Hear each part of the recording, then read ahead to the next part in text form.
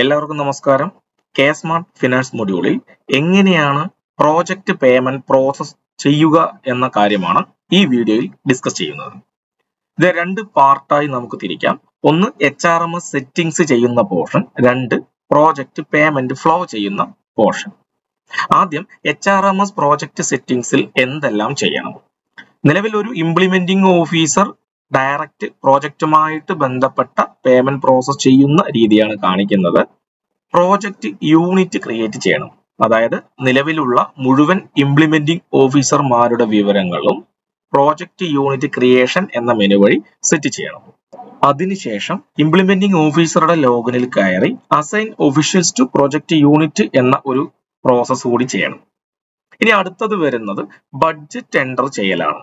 പ്രോജക്റ്റുകളെ മുഴുവൻ ബഡ്ജറ്റുമായിട്ട് മാപ്പ് ചെയ്യേണ്ടതായിട്ടുണ്ട്. അതിനായി ബഡ്ജറ്റ് എൻട്രി എന്ന സർവീസിന് ഓപ്പറേറ്റർ, വെരിഫയർ, അക്കൗണ്ടന്റ് എന്നീ 3 റോള് നൽകിയ ആർക്ക് വേണമെങ്കിലും ബഡ്ജറ്റ് എൻട്രി പ്രോജക്റ്റുമായിട്ട് മാപ്പ് ചെയ്യാൻ കഴിയുന്നതാണ്. ഇനി അവസാനമായിട്ട് ചെയ്യേണ്ട HRMS സെറ്റിംഗ്സ് എന്ന് പറയുന്നത് റിക്വസിഷൻ എന്ന സർവീസിനെ വെരിഫയർ, അപ്രൂവർ, ഓതറൈസർ എന്നീ റോളുകൾ മാപ്പ് ചെയ്യണം. വെരിഫയർ ആയി അക്കൗണ്ടന്റിനെയും അപ്രൂവറായി സെക്രട്ടറിയെയും ഓതറൈസറായി പ്രസിഡന്റ് അല്ലെങ്കിൽ ചെയർമാനെയുമാണ് സെറ്റ് ചെയ്യേണ്ടത്. HRMS സെറ്റിംഗ്സിൽ ഇത്ര കാര്യങ്ങളാണ് ചെയ്യാനുള്ളത്. അതായത് project unit creation, assign official to project unit, ബഡ്ജറ്റിനെ പ്രോജക്റ്റുമായി മാപ്പ് ചെയ്യുന്ന പ്രോസസ്സ്, റിക്വസിഷൻ എന്ന സർവീസിന് വെരിഫയർ, അപ്രൂവർ, ഓതറൈസർ എന്നീ റോളുകൾ കൊടുക്കുന്ന പ്രോസസ്സ്. ഇനി അടുത്ത സ്റ്റെപ്പ് എന്ന് പറയുന്നത് പ്രോജക്റ്റിന്റെ പേയ്മെന്റ് പ്രോസസ് ആണ്.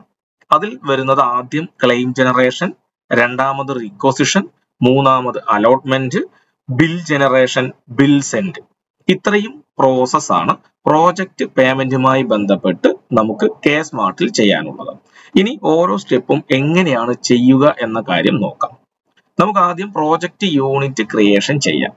പ്രോജക്റ്റ് യൂണിറ്റ് ക്രിയേറ്റ് ചെയ്യുന്നതിനായി സർവീസസ് എന്ന മെനുവിൽ നിന്നും HRMS എന്ന മെനുവിൽ പ്രോജക്റ്റ് യൂണിറ്റ് എന്ന കാർഡിൽ നിന്നും പ്രോജക്റ്റ് യൂണിറ്റ് ക്രിയേഷൻ എന്ന മെനു സെലക്ട് ചെയ്യുക. ആഡ് പ്രോജക്റ്റ് യൂണിറ്റ് എന്ന ബട്ടൺ പ്രസ് ചെയ്യുന്നു.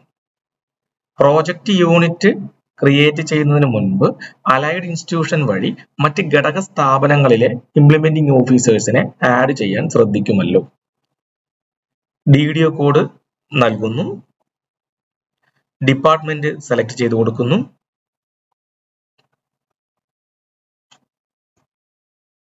പോസ്റ്റ് ID എന്ന ഭാഗത്ത് കൃത്യമായി സ്റ്റാഫ് വരണമെന്നുണ്ടെങ്കിൽ അലൈഡ് ഇൻസ്റ്റിറ്റ്യൂഷൻ വഴി അദ്ദേഹത്തെ മാപ്പ് ചെയ്തിട്ടുണ്ടായിരിക്കണം. യൂണിറ്റിന്റെ പേര് ഇംഗ്ലീഷിലും മലയാളത്തിലും രേഖപ്പെടുത്തണം. ഡെസിഗ്നേഷൻ അതുപോലെ തന്നെ ഇംഗ്ലീഷിലും മലയാളത്തിലും രേഖപ്പെടുത്തിയ ശേഷം ആഡ് ബട്ടൺ പ്രസ് ചെയ്യുന്നു.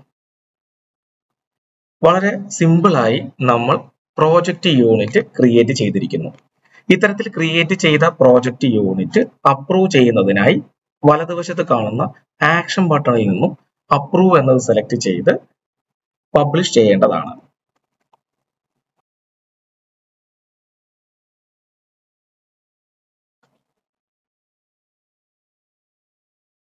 പ്രോജക്റ്റ് യൂണിറ്റ് ക്രിയേഷൻ പൂർത്തീകരിച്ചിരിക്കുന്നു. ഇനി അടുത്തത് ചെയ്യേണ്ടത് ഈ പ്രോജക്റ്റ് യൂണിറ്റിലേക്ക് ഒഫീഷ്യൽസിനെ അസൈൻ ചെയ്യുക എന്നതാണ്. അതിനായി ഇംപ്ലിമെന്റിംഗ് ഓഫീസറുടെ ലോഗിനിൽ കയറുന്നു. ഇംപ്ലിമെന്റിംഗ് ഓഫീസറുടെ ലോഗിനിൽ സർവീസസ് എന്ന മെനുവിൽ നിന്നും HRMS എന്ന മെനു സെലക്ട് ചെയ്യുക.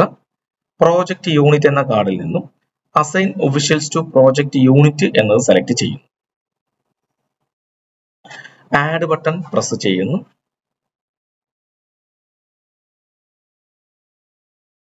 ഡിപ്പാർട്ട്മെന്റ്, പ്രോജക്റ്റ് യൂണിറ്റ് എന്നിവ സെലക്ട് ചെയ്യുന്നു. ഇംപ്ലിമെന്റിംഗ് ഓഫീസർ മാത്രമാണ് ഈ ഒരു പ്രോസസ്സ് ചെയ്യുന്നതെങ്കിൽ ഈ ചെക്ക് ബോക്സ് ടിക്കിട്ട് നമുക്ക് മാപ്പ് ചെയ്യാവുന്നതാണ്. ഇനി മറ്റ് ഓപ്പറേറ്ററെ ആരെങ്കിലും ഇതിലേക്ക് അസൈൻ ചെയ്യണമെങ്കിൽ ഈ ചെക്ക് ബോക്സ് മാറ്റി താഴെ കാണുന്ന ഡിപ്പാർട്ട്മെന്റ് മറ്റ് കാര്യങ്ങളെല്ലാം സെലക്ട് ചെയ്ത് ഓപ്പറേറ്ററെ ആഡ് ചെയ്ത് കൊടുക്കാവുന്നതാണ്. നമ്മൾ ഇംപ്ലിമെന്റിംഗ് ഓഫീസർ തന്നെ ചെയ്യുന്ന പ്രോസസ് ആണ് ചെയ്യുന്നത്. ആ ചെക്ക് ബോക്സ് ടിക്കിട്ട ശേഷം മാപ്പ് ബട്ടൺ പ്രസ് ചെയ്യുന്നു. ഇപ്പോൾ എന്താ സംഭവിച്ചത്? ഒരു പ്രൊജക്ട് യൂണിറ്റ് ക്രിയേറ്റ് ചെയ്തു. അതായത് ഒരു ഇംപ്ലിമെന്റിംഗ് ഓഫീസ് ക്രിയേറ്റ് ചെയ്തു. ആ ഇംപ്ലിമെന്റിംഗ് ഓഫീസറുടെ ലോഗിനിൽ കയറി assign officials to project unit എന്ന ഓപ്ഷൻ വഴി ആ ഇംപ്ലിമെന്റിംഗ് ഓഫീസറെ തന്നെ ആ പ്രോജക്ട് യൂണിറ്റിലേക്ക് മാപ്പ് ചെയ്തു. അടുത്ത പ്രോസസ് ചെയ്യാനുള്ളത് ബഡ്ജറ്റിനെ പ്രോജക്റ്റുമായിട്ട് മാപ്പ് ചെയ്യുന്ന പ്രോസസ്സാണ്. നേരത്തെ പറഞ്ഞ പോലെ ബഡ്ജറ്റ് എൻട്രി എന്ന സർവീസിന് ഓപ്പറേറ്റർ, വെരിഫയർ, അക്കൗണ്ടന്റ് എന്നീ റോളുകൾ മാപ്പ് ചെയ്ത ആർക്കും ബഡ്ജറ്റ് എൻട്രി വഴി പ്രോജക്റ്റിനെ മാപ്പ് ചെയ്ത് നൽകാൻ കഴിയും. അതിനായി സർവീസസ് എന്ന മെനുവിൽ ഫിനാൻസ് മാനേജ്മെന്റ് എന്ന മെനുവിൽ ബഡ്ജറ്റ് സർവീസ് എന്ന കാർഡ് സെലക്ട് ചെയ്ത് നൽകുക. അതിൽ ബഡ്ജറ്റ് എന്ന കാർഡിലെ ബഡ്ജറ്റ് എൻട്രി എന്ന മെനു സെലക്ട് ചെയ്ത് നൽകുക.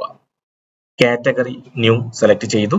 Financial year 25-26 search button press ചെയ്തപ്പോൾ ഇത്തരത്തിലുള്ള സ്ക്രീനാണ് വന്നത്. അതിൽ പേയ്മെന്റുമായിട്ട് ബന്ധപ്പെട്ട കാര്യങ്ങളായതുകൊണ്ട് ഔട്ട്ഫ്ലോ എന്ന ഓപ്ഷൻ സെലക്ട് ചെയ്യുന്നു. ആനുവൽ പ്രോജക്റ്റ് എസ് എന്ന് നൽകുന്നു. ഇവിടെ പ്രോജക്റ്റ് നമ്പർ വെച്ച് സെർച്ച് ചെയ്യുന്നതിനും DDO കോഡ് വെച്ച് സെർച്ച് ചെയ്യുന്നതിനുമുള്ള സംവിധാനമുണ്ട്. നമുക്ക് DDO കോഡ് വെച്ചിട്ട് ഈ പ്രോജക്റ്റിനെ ബഡ്ജറ്റുമായിട്ട് മാപ്പ് ചെയ്യാം. DDO കോഡ് എൻ്റർ ചെയ്തു. ഗെറ്റ് പ്രോജക്റ്റ് എന്ന് നൽകി.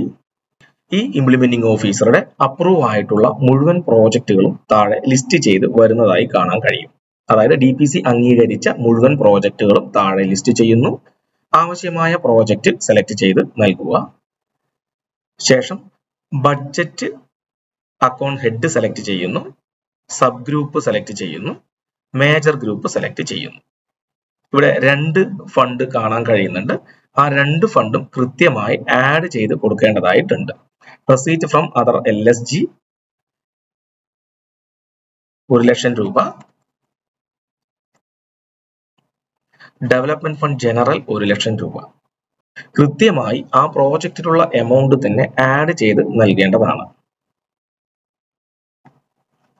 അഡീഷണൽ ഡീറ്റെയിൽസ് എന്ന ഭാഗത്തു നിന്നും വാർഡ് സെലക്ട് ചെയ്ത് നൽകുക.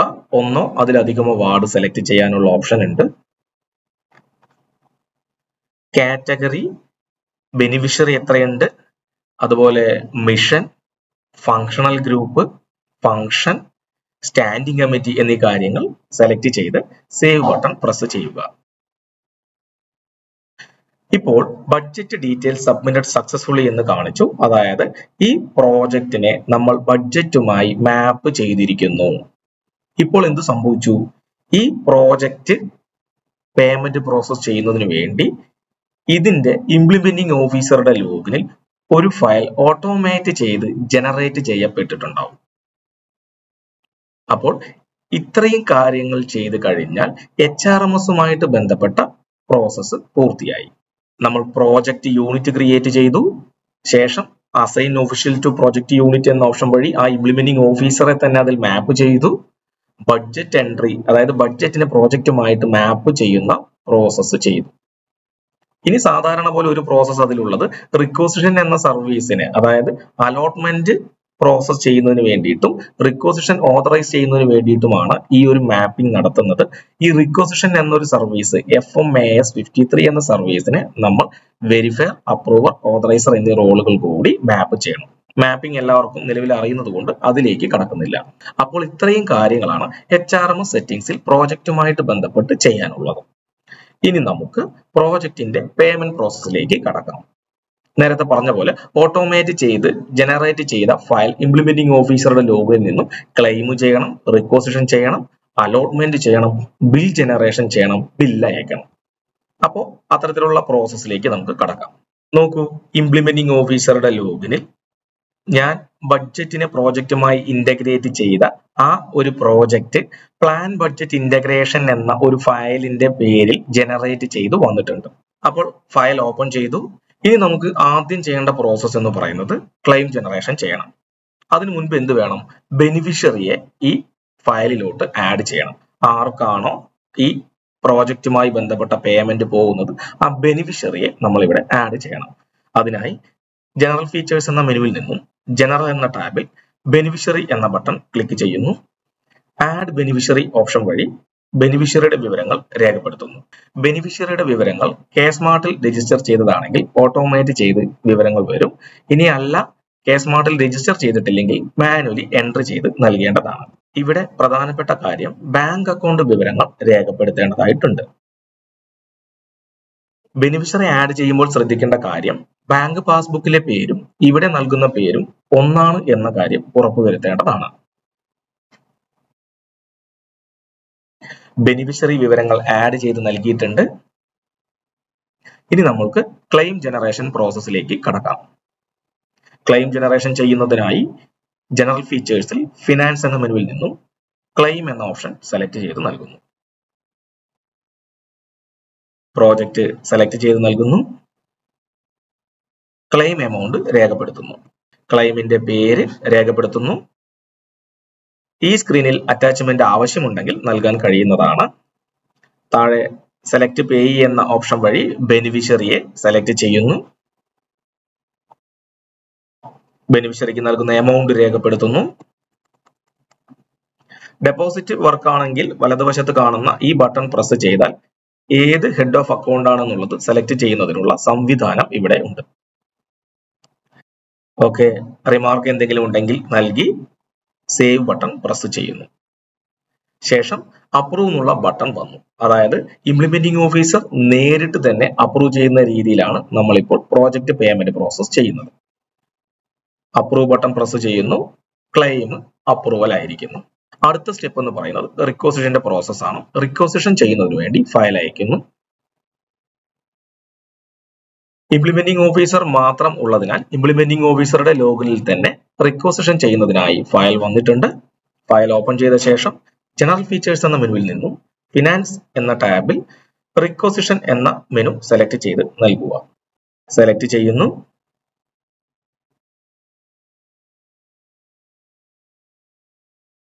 അക്കൗണ്ട് ഹെഡ് എന്ന ഭാഗത്ത് നിന്നും ആവശ്യമായ ബിൽ ടൈപ്പ് സെലക്ട് ചെയ്ത് നൽകുന്നു. ബെനിഫിഷ്യറിക്ക് പോകുന്ന മുഴുവൻ ബില്ലുകളും അതർ എന്ന ഓപ്ഷൻ വഴിയാണ് ചെയ്യേണ്ടത്. ഡെബിറ്റ് ഹെഡ് സെലക്ട് ചെയ്യുന്നു. ഈ സ്ക്രീനിൽ റിക്കവറി എന്തെങ്കിലും ഉണ്ടെങ്കിൽ നമുക്ക് എൻട്രി ചെയ്ത് നൽകാനുള്ള സംവിധാനമുണ്ട്. പ്രൊസീഡ് ബട്ടൺ പ്രസ് ചെയ്യുന്നു. സോഴ്സ് ഓഫ് ഫണ്ട് ഒന്നുകൂടെ സെലക്ട് ചെയ്ത് കൊടുക്കണം. മൾട്ടിപ്പിൾ സോഴ്സ് ഓഫ് ഫണ്ട് ഉണ്ടെങ്കിൽ സെലക്ട് ചെയ്ത് നൽകുന്നതിനാണ് ഇത്തരത്തിലുള്ള ഒരു സംവിധാനം വെച്ചിരിക്കുന്നത്. ബെനിഫിഷ്യറിയെ സെലക്ട് ചെയ്തു. പ്രൊസീഡ് ബട്ടൺ പ്രസ് ചെയ്യുന്നു.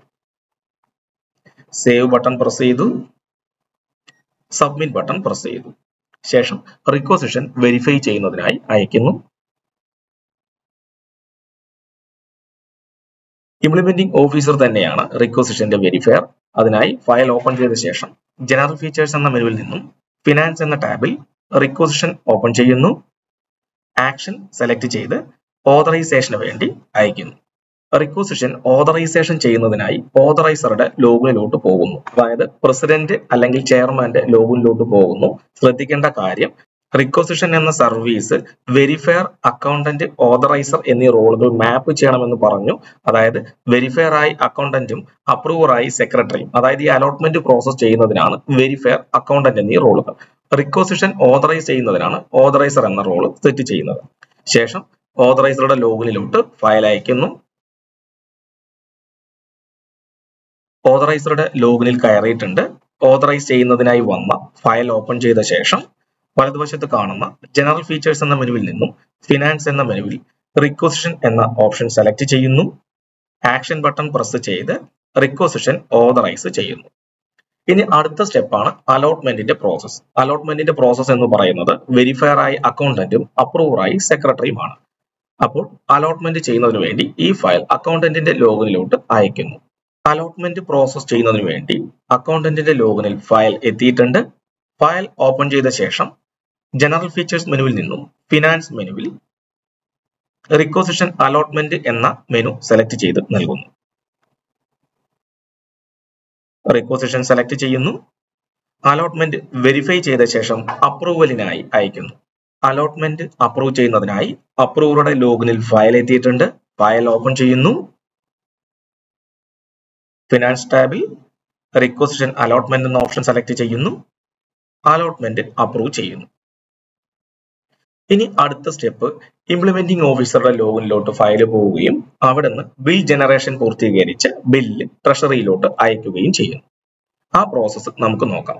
ഇംപ്ലിമെന്റിംഗ് ഓഫീസറുടെ ലോഗിനിൽ ഫയൽ എത്തിയിട്ടുണ്ട്. ഫയൽ ഓപ്പൺ ചെയ്യുന്നു. ബിൽ ജനറേഷൻ ചെയ്യുന്നതിന് വേണ്ടി ജനറൽ ഫീച്ചേഴ്സ് മെനുവിൽ ഫിനാൻസ് എന്ന ടാബിൽ ബിൽ ജനറേറ്റ് എന്ന മെനു സെലക്ട് ചെയ്ത് നൽകുന്നു. ഓപ്പൺ ചെയ്ത ശേഷം ബിൽ ജനറേറ്റ് ചെയ്യുന്നു.